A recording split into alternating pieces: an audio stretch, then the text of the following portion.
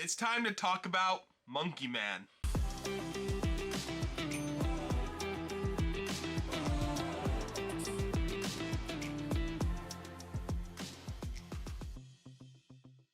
Hey everyone, welcome back to another Behind the Kernel review. Today we're going to be talking about Monkey Man, a kind of action type of movie that honestly wasn't really too much on my radar until about like 2 months ago, and then I kind of started looking into more about it. And when the first trailer came out, I was all over it, so I decided to try and see it opening night, and I definitely was not disappointed. We're going to get to all of that in just a second, but real quick before we do, if you are new to the channel, consider subscribing so you don't miss a single review like this one, or any other reactions as well.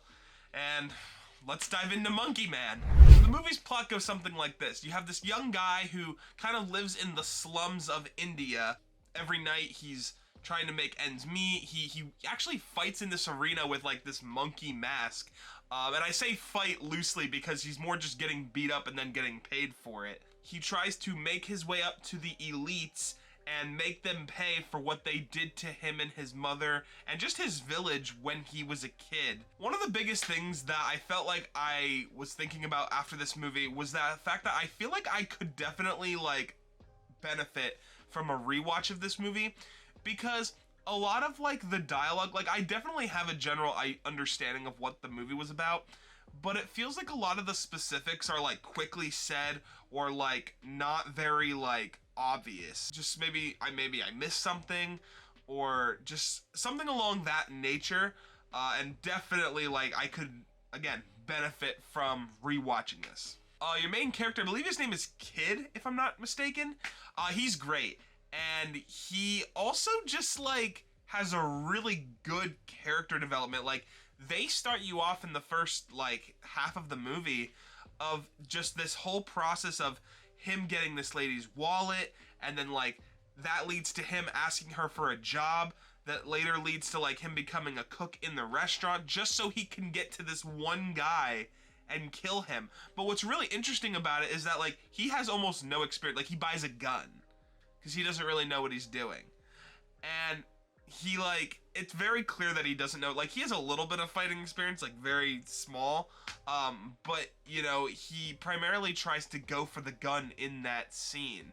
Take that versus in the middle of the movie he gets to go back to this village where he kind of like gets to like rediscover or like re-embrace who he's trying to be, you know, fighting for the people. And then he becomes like this like martial artist guy, you know, he's throwing fists and he barely, I don't even think he like uses a gun. He would much more prefer to like use his fists or just like his surroundings.